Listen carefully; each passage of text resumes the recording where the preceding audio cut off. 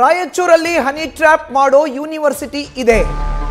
KN Rajanna ಕೇವಲ ಸಚಿವರಲ್ಲ, ಅವರೊಬ್ಬ ಪ್ರಭಾವಿ ರಾಜಕಾರಣಿ. KN ರಾಜಣ್ಣ ಅವರ ಮೇಲೆ ಎಲ್ಲಾ ಪಕ್ಷದ ನಾಯಕರಿಗೂ ಕೂಡ ಗೌರವ ಇದೆ. ಸದನದಲ್ಲಿ ಅವರೇ ಆತಂಕವನ್ನ ವ್ಯಕ್ತಪಡಿಸಿದ್ದಾರೆ. ನಮ್ಮಂತವರ ಗತಿ ಏನು ಅನ್ನೋ ಪ್ರಶ್ನೆ ಇದೀಗ ಹುಟ್ಟಿದೆ. ರಾಯಚೂರಿನಲ್ಲಿ ಬಿಜೆಪಿ ಶಾಸಕ ಡಾಕ್ಟರ್ ಶಿವರಾಜ್ ಪಾಟೀಲ್ ಹೇಳಿಕೆಯನ್ನ ಕೊಟ್ಟಿದ್ದಾರೆ.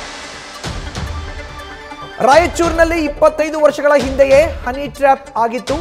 ನಮ್ಮ ಜಿಲ್ಲೆಯಲ್ಲಿ ಯಾರ ಮೇಲೂ ಹನಿ ಟ್ರ್ಯಾಪ್ ಯತ್ನ ನಡೆದಿಲ್ಲ. ರಾಯಚೂರಲ್ಲಿ ಆತಂಕವನ್ನು ವ್ಯಕ್ತಪಡಿಸಿದ್ದಾರೆ ಡಾಕ್ಟರ್ ಶಿವರಾಜ್ ಪಾಟೀಲ್.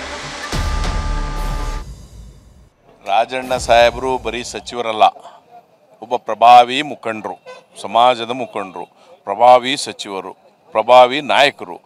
ಬಹುಶಃ ಎಲ್ಲ ಪಾರ್ಟಿಯವರು ಅವರ ಒಂದು ನಾಯಕತ್ವವನ್ನು ಮೆಚ್ಚಿಕೊಳ್ತಾರೆ, ಅವರ ನೇರ ನುಡಿ ಅವೆಲ್ಲವೂ ಮೆಚ್ಚಿಕೊಳ್ತಾರೆ. ಅವರೇ ಆತಂಕ ಪಡಿಸಿದಾಗ ಇನ್ನು ಉಳಿದವ್ರ ಗತಿ ಹೆಂಗಿರ್ಬೇಡ. ಸೊ ಹಾಗಾಗಿ ರಾಜಣ್ಣ ಸಾಹೇಬರು ನನಗನ್ನಿಸ್ತದ ಅವ್ರು ಹೇಳ್ದಂಗೆ ನಡ್ಕೊತಾರೆ. ಅವ್ರೇನು ಇವತ್ತು ದೂರು ಕೊಡ್ತೀನಿ ಅಂತ ಹೇಳಿದ್ರೆ ಅದ್ರ ಪ್ರಕಾರ ನಡ್ಕೊತಾರೆ ಅಂತ ಹೇಳಿ. ಸರ್, ಈಗ ಹನಿ ಟ್ರ್ಯಾಪ್ ವಿಚಾರಕ್ಕೆ ಸಂಬಂಧಪಟ್ಟಂಗೆ ಸರ್ ನಿಮಗೇನು ಇದು ಅನ್ನಿಸ್ತದೆ ಸರ್? ಇದು ರಾಜ್ಯಾದ್ಯಂತ ಭಾಳ ಸದ್ದು ಮಾಡ್ತಾ ಇದೆ, ಏನು ಹೇಳ್ತೀರಿ ಸರ್? ಏನು ಹೇಳೋದಿಲ್ಲ, ರಾಜಣ್ಣ ಸಾಹೇಬ್ರು ಹೇಳಿದಾರಲ್ಲ, ಇದು ನಮ್ದು ಮಾತ್ರ ಅಲ್ಲಪ್ಪ, ಇನ್ನು 48 ಜನರದ್ದು ಆದಂತೇಳಿ.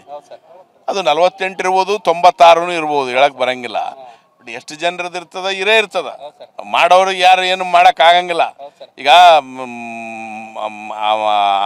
ಮಾಡೋಕ್ಕೆ ಬಂದಾಗ ಮತ್ತಿತ್ತಂದು ಏನು ಇವೆಲ್ಲ ಸಮಸ್ಯೆಗಳು ಅಲ್ಲಿಂದನೇ ಶುರುವಾಗೋದು. ಬಟ್ ಇದ್ರ ಯಾರ್ಯಾರಿದ್ದಾರೆ, ಏನೇನಿದ್ದಾರೆ, ಇದ್ರ ಹಿಂದೆ ಯಾರ್ಯಾರಿದ್ದಾರೆ, ಆ್ಯಕ್ಟರು, ಡೈರೆಕ್ಟ್ರು ಅಂತ ಹೇಳಿದ್ರು, ಪ್ರೊಡ್ಯೂಸರು. ಆ ಆ್ಯಕ್ಟರು, ಡೈರೆಕ್ಟ್ರು, ಪ್ರೊಡ್ಯೂಸರ್ ಹೊರಗೆ ಬರ್ಬೇಕಂತೇಳಿ ರಾಜಣ್ಣವ್ರು ದೂರು ಕೊಡ್ತೀವಿ ಅಂತ ಹೇಳಿದ್ದಾರೆ. ಬಹುಶಃ ಅವ್ರ ಕಾಯಣ. ಮತ್ತೇನು ಹೈಕಮಾಂಡ್ ನಿನ್ನೆ ಖರ್ಗೆ ಸಾಹೇಬರು, ಮುಖ್ಯಮಂತ್ರಿಗಳು ಭೇಟಿಯಾಗಿದ್ದಾರೆ. ಅವ್ರವ್ರು ಏನು ಮಾತಾಡಿದರೆ ಇನ್ನೊಂದು 2-3 ದಿನದಾಗ ಗೊತ್ತಾಗ್ತದೆ. ನ್ಯೂಸ್ ಫಸ್ಟ್ ನಿರ್ಭೀತಿಯಿಂದ ನಿಮ್ಮ ಪರವಾಗಿ.